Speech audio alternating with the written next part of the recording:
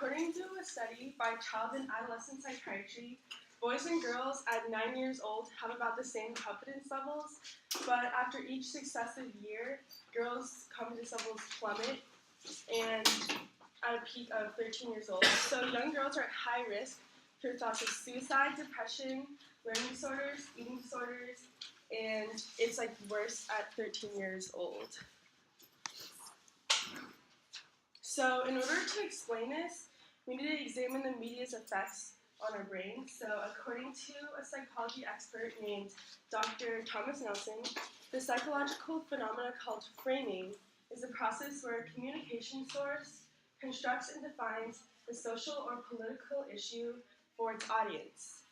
So the media actively shapes our society and what we believe is good, and then this affects how we buy products because it encourages us to think that we're not as good as we are. And while these tactics could be good for our capitalistic economy, they psychologically hurt us. So this topic is relevant because everyone is exposed and affected by the media, and whether you want to be or not, so it's good to know how what you're seeing is affecting how you think.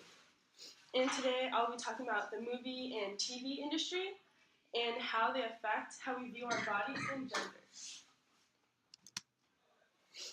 So first I'll talk about how the media affects body and self-image. So according to an analyst by Westminster Research, women are barraged with images that portray what is considered to be the ideal body.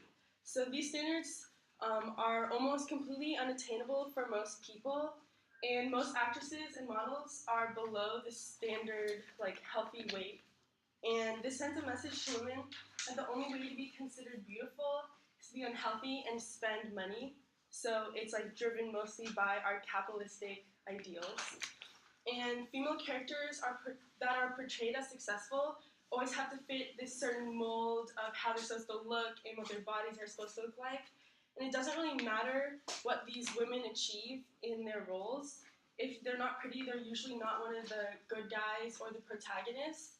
And all these actresses here, they portray women that fit this trope of a successful woman in movies. And as you can tell, they're all conventionally attractive, white, and skinny. And even though those two are animated shows, the women of The Simpsons and Family Guy are all thin. And this is common among a lot of TV shows where basically men have varying appearances, body types, so men can be whoever they want to be, but women always have to fit into this small narrow way of what you're supposed to look like. And then I have a video.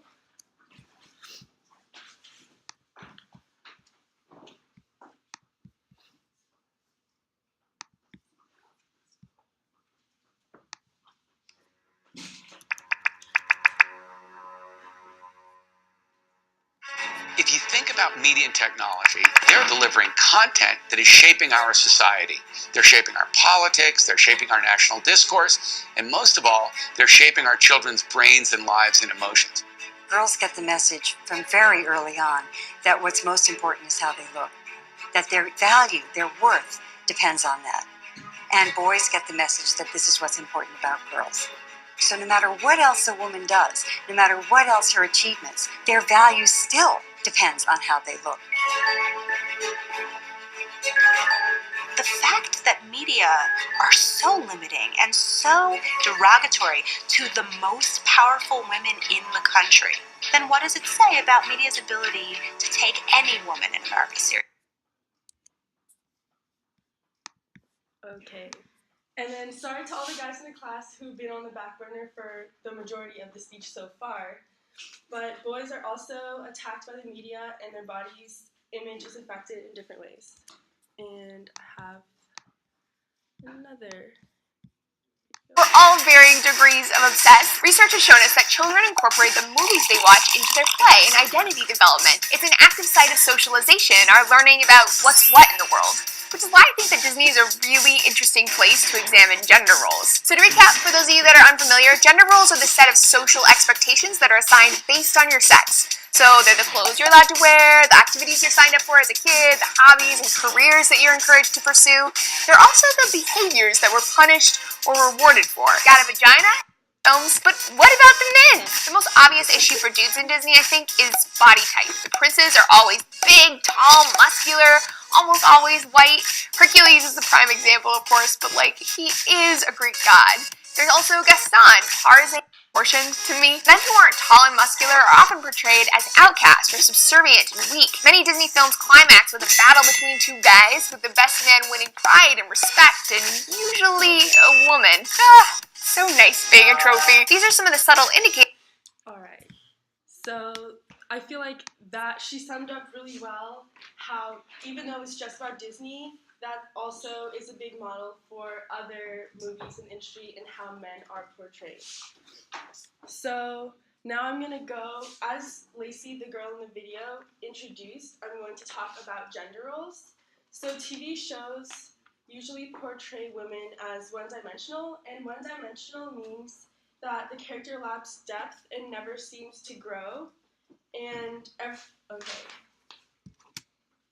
everyone loves a good rom-com and a bowl of popcorn, but be warned. An article called A Formula for Love, the romantic comedy genre. Romantic comedies almost always have the same overall plot, with a woman's happiness being dependent on whether she has a man in her life.